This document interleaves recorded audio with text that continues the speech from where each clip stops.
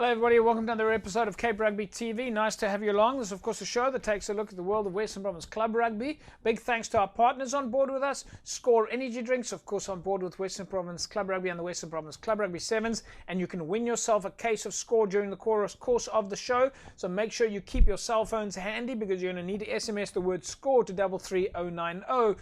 And then Thorburn Security Solutions and of course Yes Electrical down on Voortrekker Road. Folks, nice full show for you this evening. Of course, as you know, the announcement has been made now that we have got a return to rugby on the professional level. So we're looking to find out more about that. The Stormers are back, the Currie Cup sides are back, the under-21 sides are back, so that's going to be very exciting. And to tell us more about that, we went down to the High Performance Centre in Belleville, where we spoke to DHL Stormers under-21 coach Jerome Parvater on the side of the field for a change. And then we also managed to catch up there with DHL Stormers team manager Chippy Solomon. Both of them no strangers to Cape Rugby TV. We managed to get them on the side of the field for a change, and they tell us a little bit more about this return to play. And we'll speak to Faisal Felton. He's going to tell us a little bit more about the preparation at the stadiums, as well as, of course, the media marketing and sponsorship workshop that Western Province Rugby is busy with at the moment across all of the clubs. And then we'll speak to Nolene Oosthuizen. She's chair lady at Uni Mill Rugby Football Club. They're busy growing their past pupil structures.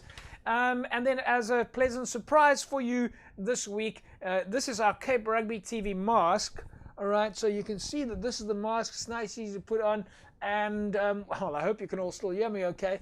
I'm going to give you all an opportunity to win yourself a set of 20 masks with your custom-made logo on, courtesy of CTC Sports. That comes up a little bit later during the course of the show. Again, all you need to do is keep your mobile phones handy. But folks, as you know, education is of course important in rugby, and one of the big components of education is coaching, the different levels of coaching. And Western Province is, that's of course a big priority, and a lot of programs rolling out on that. And to tell me more about that, I've got Nazim Adams on the line with us. Nazim, it's fantastic to have you on the line. Thanks, JP. It's nice being on the show, and just for all the viewers, welcome to the show. Yeah, it's as I said, it's a first for us, and I think that to get the ball rolling, we've got to ask you the question: what is the coaching and education manager function at Western Province Rugby?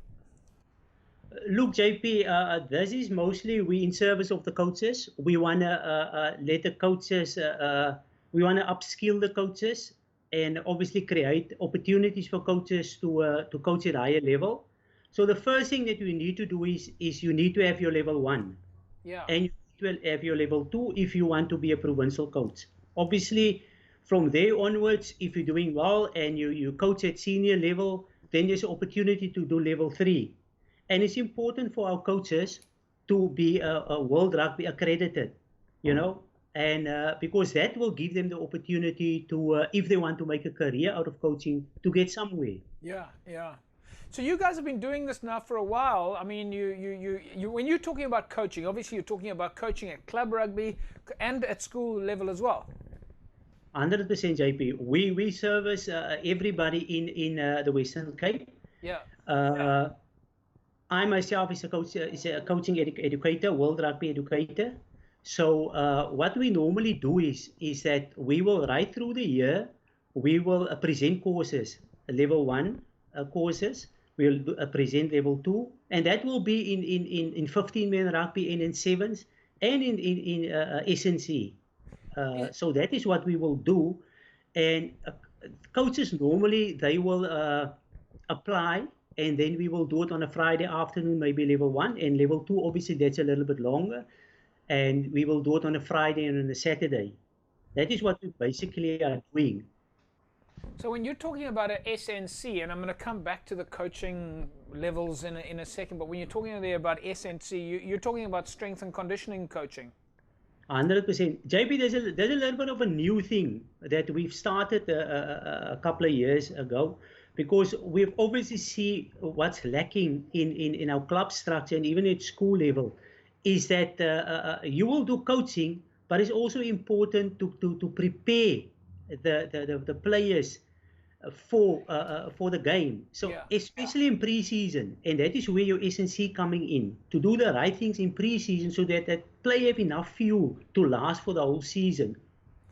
When you talk, okay, let's go to the levels now, the level 1 coaching, and I know that we've spoken to Jerome, who you guys have been working together on these different coaching courses for a while now. The level 1 course, when we talk about that, and for people out there who want to join rugby, is it difficult to do? Is it complicated? Does one have to study a lot? How do you get started? No, JP, level 1 is actually just an attendance course. That is actually very easy. You just need to apply. Then you need to register onto World Rugby, and then you need to do your online test, and that is easy. You just read through it, and it's multiple choice questions. Basically, what you will do there, you will do laws, you will do rugby ready, you will do concussion and first aid. Right. Then obviously with the COVID now, there's also a certificate so that you understand it. So you do your COVID test there. But we hear you guys talk about this go to World Rugby. We hear this all the time. What does that mean? What does it mean, go to World Rugby? Is it it's obviously an online platform. It's an online platform, JP. You go onto their site, okay? Then you register. You need to register. It's absolutely vital that you register because they only work with your email address. You register with your email address, and then you obviously on their site. Then you can log in, and then you have access to all their online material.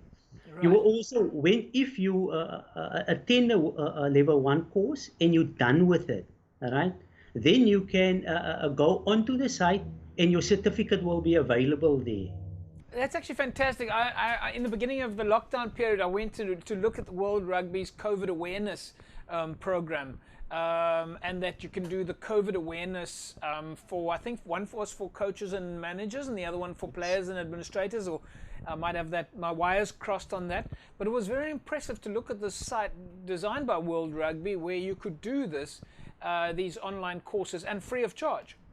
Yes, JP, is absolutely vital. Their COVID-19 course, I mean, it is absolutely vital that coaches do that.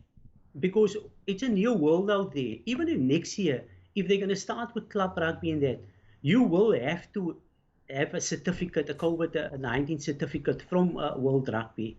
Right. So you see that as the future? The future is that all coaches obviously have to be registered with Western Province Rugby, but you will have to have these type of certificates in place. 100%. What we're busy with is, at Western Province Rugby, we also busy on Scrum it. I mean, that is the what we use to get all the data. Everybody that's doing a level 1 or 2 or 3 course, we capture that. So with a push on with a click on a button, I can immediately see who have done level 1, who have done level 2. What we're actually looking at is that coaches need to be qualified to actually coach at a club. Yes. And we actually monitor that now and engage clubs in terms of that. Nazim, just a last question. You guys have got some courses coming up over the next few months for the coaches to do. Yeah, 100%. What we're busy is, obviously with COVID, we had to stop. The attendance was actually very good in the first couple of months. I was very happy with the attendance and the quality of the coaches that came and the enthusiasm. During this month, closer to the end of the month, new course dates will be available. Okay. So I encourage all the coaches, especially now while they have time, to attend those courses. There will be level 1 and level 2 courses. JP, what we also busy with now is a level 2.5. That is a bridging course between level 2 and level 3, because feedback from level 3 from SA Rugby was that a lot of times coaches come, they did level 2, but when they go onto the level 3 course, they're not sufficiently prepared. Right. And this is a bridging course. What we are doing is to prepare them. If they are selected to go to level 3, then they're ready. That's fantastic. Nazim, it's a great initiative. We're going to leave it there, and we obviously have to catch up with you again in the next few weeks, closer to the enrollment time, so that we can tell the coaches out there how to sign up and get involved. And it sounds like what you guys are doing is absolutely fantastic. Thanks a lot, JP.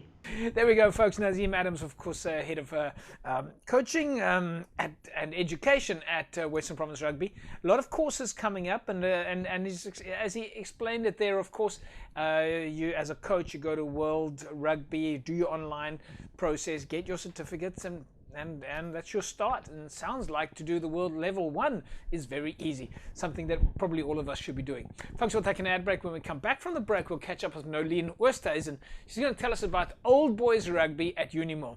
Back in a sec. Well, welcome back, everybody. It's Cape Rugby TV, and we, of course, carry on talking about what's happening in the world of Western Province Club Rugby. Great to have you along. So many different things happening in Western Province at the moment, and as you know, the Stormers are getting back in the park. The under-21s are getting back in the park. The Currie Cup fixtures are also heading in over the next few months to get started as the Stormers go into that Currie Cup struggle. We're still trying to find out a little bit more about how that'll work and how that'll play out. But the good news is that rugby is back, and that's what we've been waiting for, is that announcement.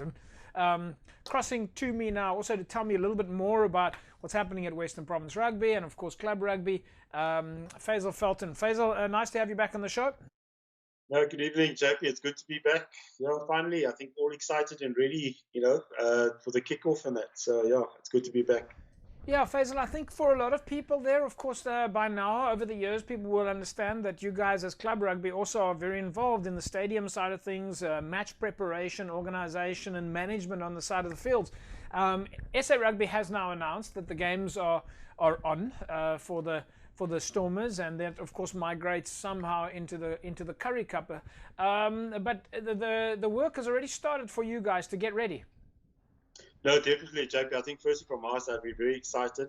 Can't wait. I think everybody's waiting now for for next week for the kickoff, especially this weekend coming as well. But I think, from our side in terms of planning and preparation, it's been a lot, the last couple of months have been, quite hectic. It's a lot of new norms in terms of trying to understand what needs to be in place. So I think we're very much looking forward to next week and having, the Springboks playing at Newlands and that's, sort of a trial run for us. I think just having rugby back at Newlands for us, that's a cherry on top under circumstances, and it's great to be back. Are people talking about it? Are they messaging you? Are they saying how excited they are? They can't wait to see the guys playing? No, definitely. I think especially also from the club side, a lot of the club administrators and people that are out there, they lost on the Saturday. I think myself as well, we can't wait to get out and back on the field would be ideal. But I think just the mere fact of having rugby being played and watching, not international, watching local rugby and that there, it's back at Newlands. That for us is fantastic. Of course, nobody's going to be coming to fetch tickets. No, that's one of the I think we had a chat about it, and as we're going, we're learning. And I think one of the things is, no spectators, but also in terms of playing rugby to an empty stadium, that's going to be quite new. I think especially for the players, and that they're getting used to no crowds and also no noise. So it's something new, something different. Well, I think we've started getting a taste of that from around the world now, as we've seen some of the international broadcasting and there might be some sense of it, but of course, I mean, we know what the noise is like at Newlands when the fans are erupting. We know who's sitting next to the side of the tunnel. The fans, the Newlands fans with their flags and everything. These are obviously, like you say, going to be new dynamics. The noise in the stadium, the sound effects are completely different when we don't have a crowd there. No, definitely. I think, JP, the one thing is it's definitely a made-for-TV product that we're going to be putting out there. So I think, coming to Newlands and not having people shout and, in your background and that, it's going to be completely different. And like I said, watching it on TV, it'll give you a different perception in terms of what's actually happening at the grounds. But for us, it's totally different. You're not sure exactly what to expect. Let's talk a little bit about some of the other stuff that you guys have been busy with. It's now 4 weeks into the media marketing and sponsorship workshop. This, of course, I'm involved with you in that, so I know a little bit more about it, but of course I think it's best that it comes from you guys. But this is going to be rolling out for the next 3 months, and it really looks like it's a very progressive way of understanding where club sport itself, not just rugby, but club sport needs to get to. No, definitely, JP. I think one positive thing about lockdown. It's given us time now to catch up when it comes to our admin and that. And I think with the course that we presented and that, I think it's fantastic. The feedback has been phenomenal. It's been great. I think everybody from that has attended has been positive, and it's definitely helping the clubs in that. The guys that haven't attended, I would strongly advise them to attend. I think it's something that's great. And I think the one thing is having these virtual meetings. We start at 7, we finish at 8. And again, from marketing on sponsorship, it's sort of set the tone for 2021. And I think it's good to have all these clubs on board and also preparing for 2021. So one of the things that's come out there over the last few years is that, and so the question, I suppose, is how important is it for clubs to find external sponsorship? JP, I think that's one of the challenges that we have at clubs in terms of, building a product and having a product that we want to go out there and that we want to sell.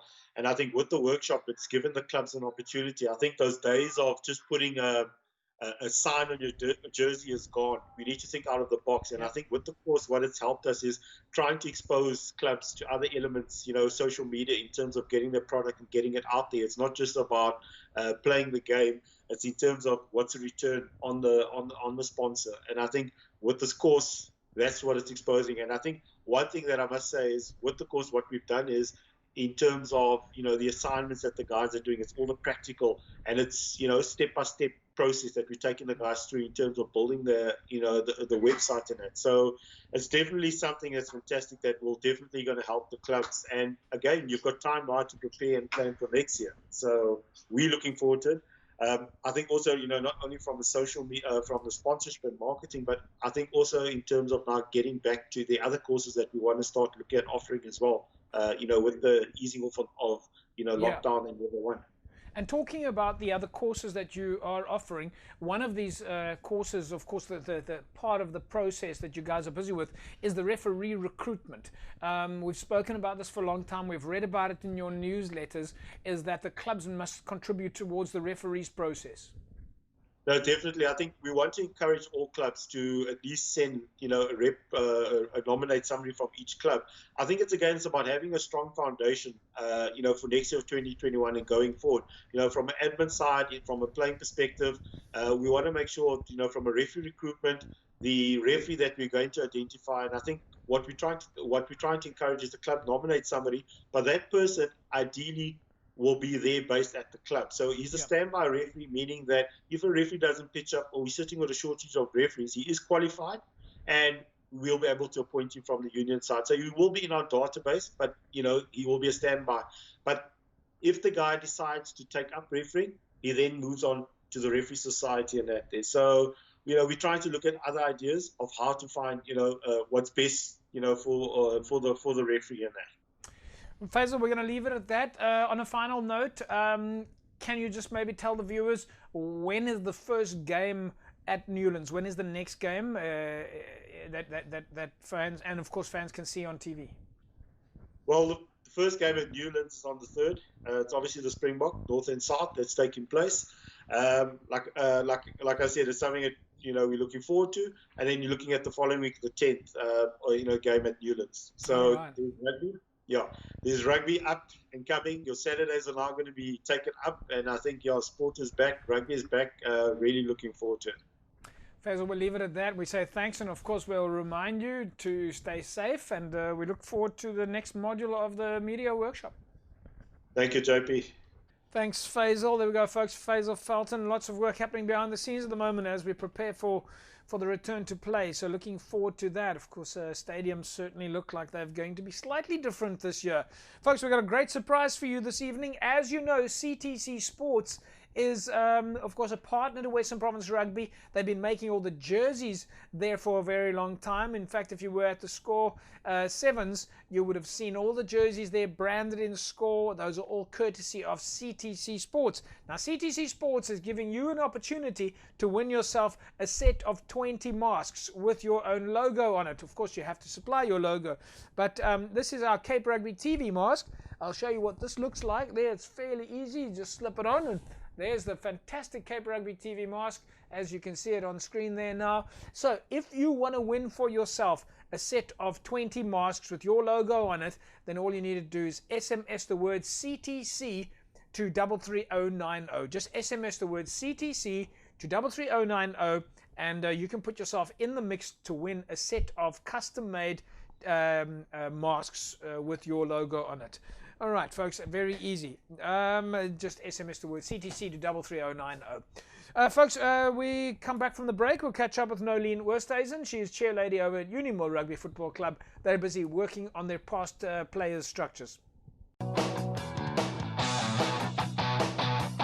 Welcome back, everybody. Cape Rugby TV. We carry on talking about what's happening in the world of Western Province Club Rugby. And one of the big moves that we've seen over the last few months, of course, has been the move towards making sure clubs have got their supporters club structures in place. Many clubs have been busy with outreach projects, and during this time they've been in touch with their players and their management. But one of the parts that we've noticed is that clubs have really started engaging with their call it past players structures, what we often refer to as old boys, but we know that past players are well, let's just say they're part of the club's previous structures. Now, Western Province Rugby's got deep heritage, a lot of clubs with a lot of structures and players who played for many years at a club structure. And as I say, a lot of clubs are focusing on the old boy structure. Now, we've spoken to Ishmael Dolly from Unimil on a number of occasions, but I thought that tonight it would be a fantastic opportunity to catch up with somebody who's been a stalwart of Western Province Club Rugby, has always been leading from the front, and has been very dynamic in change at club level. And we've known each other for a very long time as well. Nolene Oosthuizen. Nolene, chair lady of Unimil. Nolene, it's great to see you. Hi, JP. Nice to catch up with you again. Yeah, first time for us with you on the show. So nice to speak to you. Let's just, before we get the ball rolling, because obviously we're going to ask you about the support, at least the Old Boys Club. How things going at Unimil?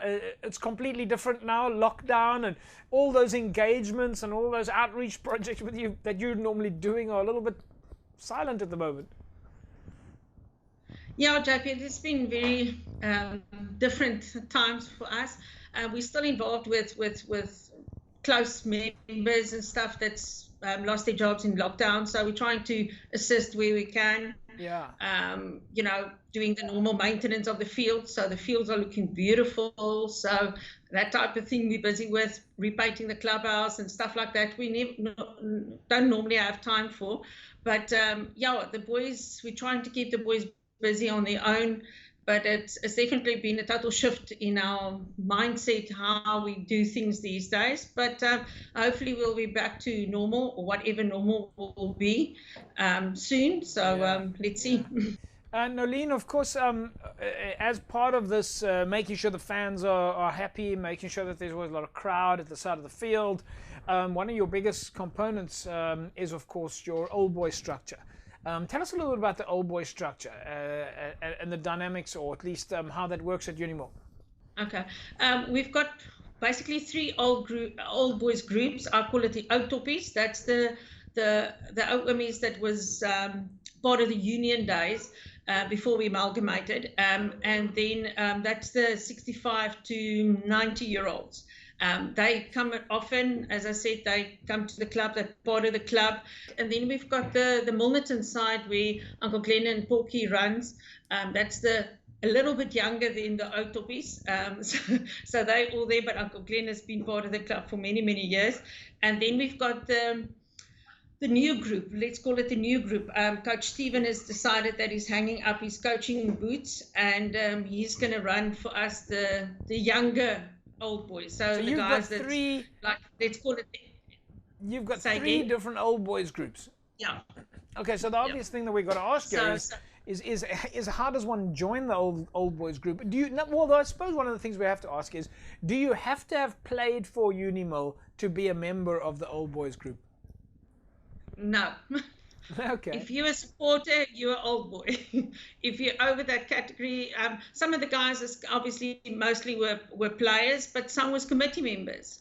So we've got chairmans, presidents, those that, you know, were part of the admin side and the committee side from the word go. Yeah. So they're still old boys as well. So and some of the husbands passed away. The wives still come and support. So you know, and then it's a tradition. They sit at the same place every year, every game. You know, it's set in their ways. Why do you think?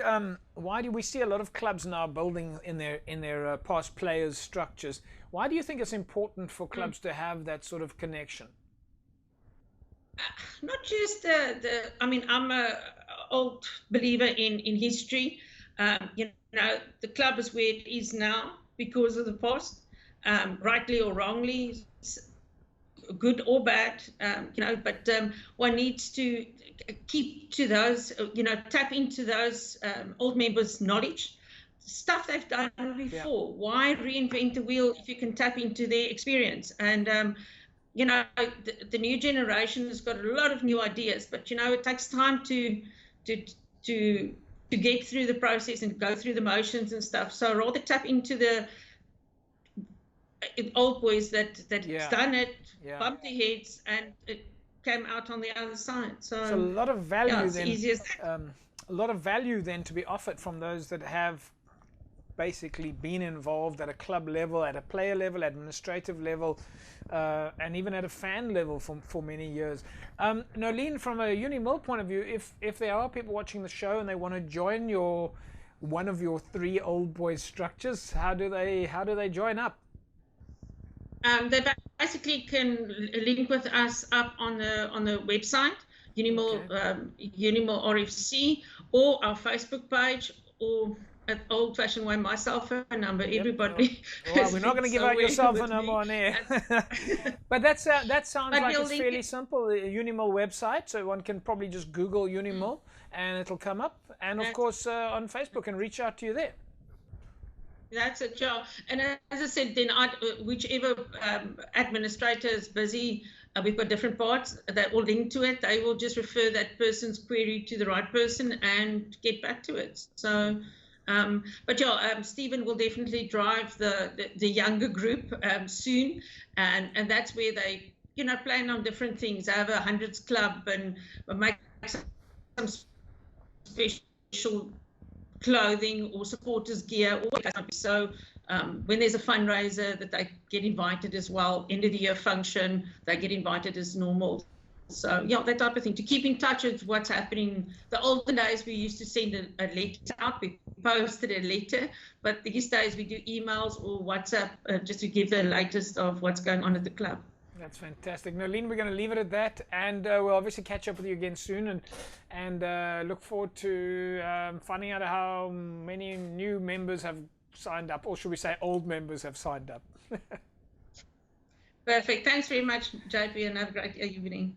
Thanks, Nolene. There we go, folks. Nolene Oosthuizen, chairlady over at Unimil Rugby Football Club. And if you're a past player, at least you want to sign up, past administrator even, just go and Google Unimil.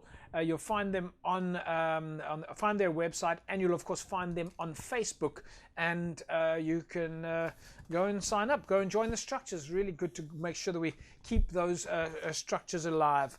Right, folks, if you want to win yourself a case of Score energy drinks, 33090, just SMS the word SCORE right now to 33090. Get your mobile phone, SMS the word SCORE to 33090. Can win yourself a case of Score energy drinks. All right, it's very easy. It's as simple as sending this name SCORE to 33090. Congratulations to last week's winner, Kathleen van Rooyen. Kathleen, you walk away with a case of Score energy drinks. Someone from Cape Rugby TV is going to get in touch with you, and you can collect your case of Score energy drinks. All right, so Kathleen van Rooyen there, our prize winner this week. And folks, when we come back from the break, we'll catch up with Jerome Parvater, Western Province Rugby under 21s. Of course, a lot of club rugby players in his squad, and they're busy preparing for return to play as well for the Western Province, at least for the under 21 section that's been announced. We went down to the HPC to catch up.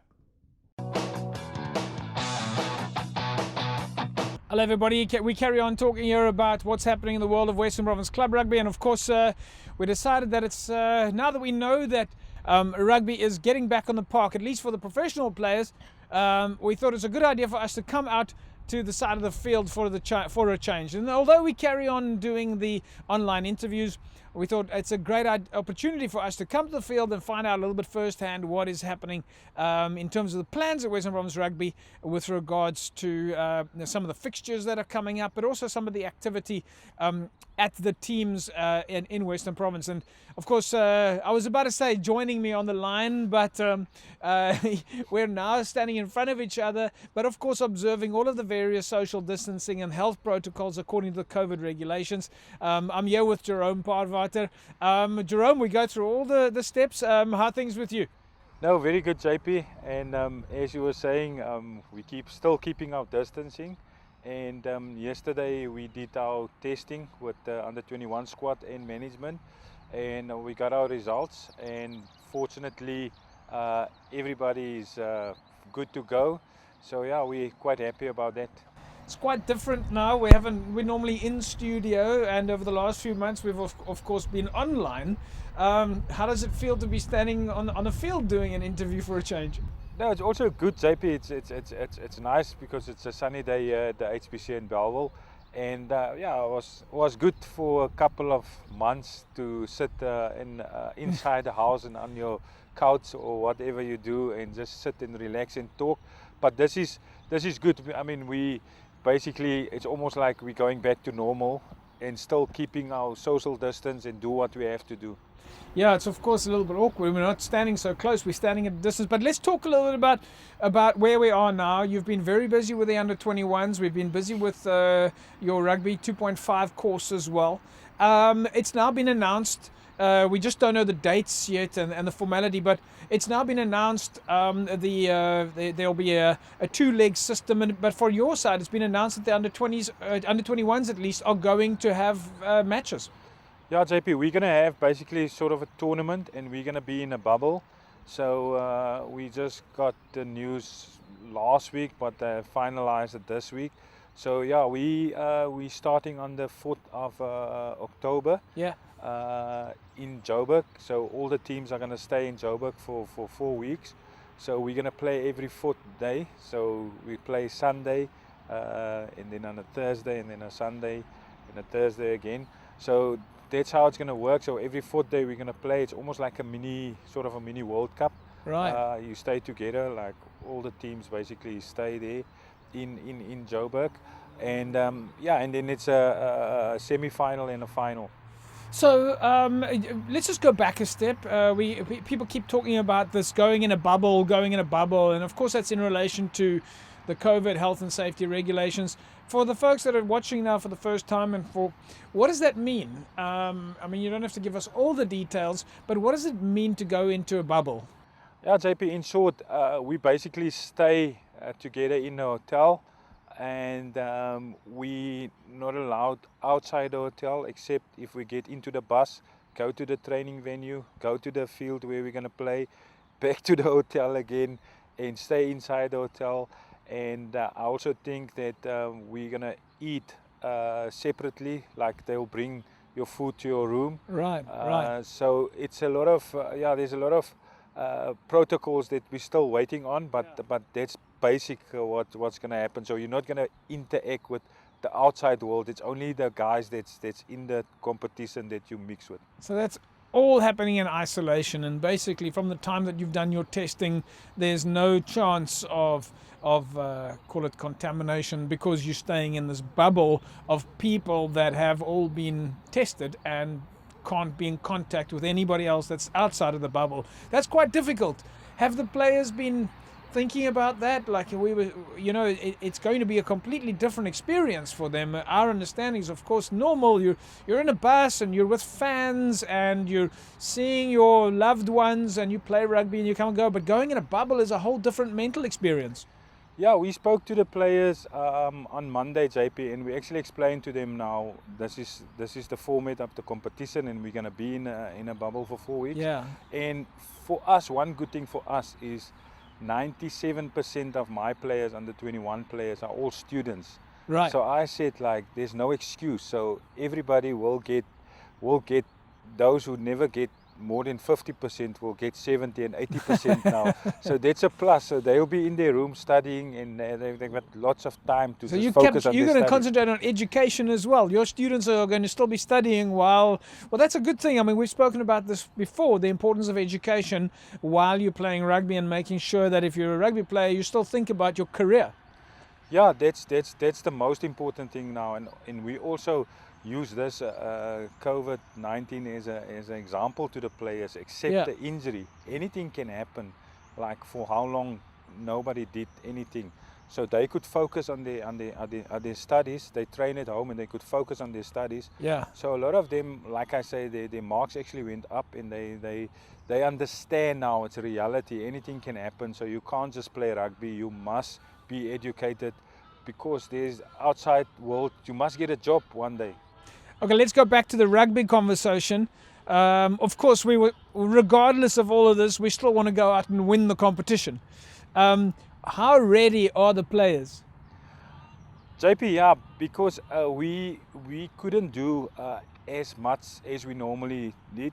We only gonna play on Friday, our first sort of game amongst each other, because we cleared now for contact. Yeah. So Friday will be the first time that the players are actually going to do full-on contact. But in saying that, we did all sorts of exercise to get them ready, contact ready, in their groups of 5. So I'm pretty positive that the guys will be ready.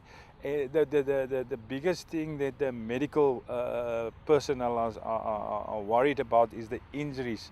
So that we can't prevent, because the guys haven't played rugby, but we will manage them. And also in terms of that, fortunately we can take a big squad on the bubble. So we will basically have 2 sides plus reserves. So we'll look at 35 to 37 players. And you've of course also got quite a number of club rugby players that are in your squad. Yeah, there'll be, JP, if I count, there might be about 8 to 7 club guys going with us. That's fantastic. Jerome, of course, the other teams have had to go through the same challenges, but have you got any idea, maybe it's a little bit of a wild shot here, but have you got any idea who the tough teams are going to be? I spoke to one of the coaches of the Bulls last night, and I mean, we've played in the final last year, and I talked him up a bit, and I said, yeah, it's going to be tough against you guys, because you're currently the champions, and you know it's going to be.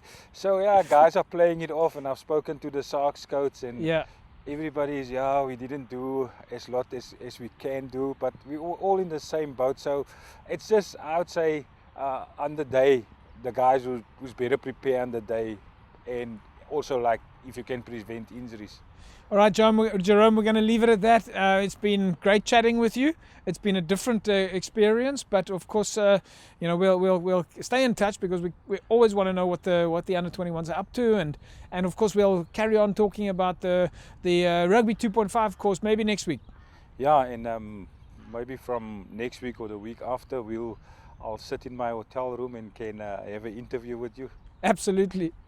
There we go, folks. Jerome Parvard, of course, Western Province Rugby under 21 coach, and of course together with Nazim Adams running the Western Province Rugby 2.5 course. Well, as you know, of course, Nazim on the show with us today.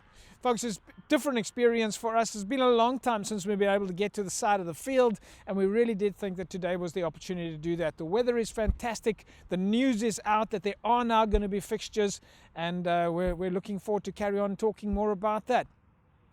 Stick around. We'll be catching up with Chippy Solomons, DHL Stormers team manager, in a second. Welcome back, everybody. It's Cape Rugby TV time. We carry on talking about what's happening in the world of Western Province Club Rugby and, of course, Western Province Rugby. And, of course, as you know, we're out here at the High Performance Centre in Bellville today. We had to take advantage of this to catch up with Jerome Parvater to find out what's happening with Western Province and the under-21s. And we definitely had to take the opportunity at the same time to catch up with DHL Stormers Chippy Solomon. Chippy, this is not online now. It's fantastic to see you, meneer, on the side of the field. How are things with you? It's so great to be back to almost normal.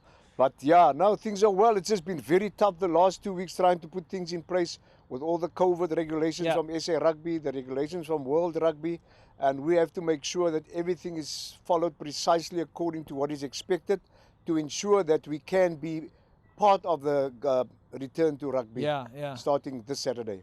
The big news, of course, in the last 7 days, basically, was that SA Rugby finally announced the fact that the tournaments are on. We always knew that this was coming, but we didn't have the formal notification. We still don't have the exact date fixtures yet. This must have been a big positive for you guys. I mean, finally, it's all systems go. Man, I tell you, JP, we've been working hard for almost 3 months now.